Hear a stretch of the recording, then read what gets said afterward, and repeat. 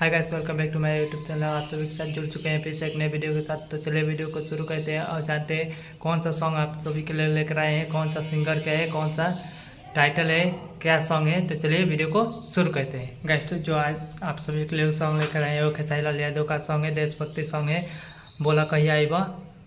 ये सॉन्ग बहुत ही सुंदर सॉन्ग है, बहुत ही लाजवाब सॉन्ग है। गाइस, तो इस सॉन्ग में ये दिखाया गया है कि एक नौजवान जब घर छोड़ कर जाता है बॉर्डर पर, तो उसके घर वालों क्या बोलते हैं, भाई बहन माता पिता या। गाइस, तो चलिए आप सभी को इस वीडियो का कुछ क्लिप दिखा देते हैं। तो ये देखिए वीडियो का कुछ क्लिप। मोनी फिर दशहरा छठ दिवाली जहिया। गाइस, तो फिर से मैं इस सॉन्ग का टाइटल बता देता हूँ। इस सॉन्ग का टाइटल है बोला कहिया आइबा, जो कि खेसारी लाल यादव का सॉन्ग है। बहुत ही लाजवाब सॉन्ग है। गाइस, तो ये सॉन्ग कैसा लगा आप लोगों को? मुझे तो अच्छा लगा।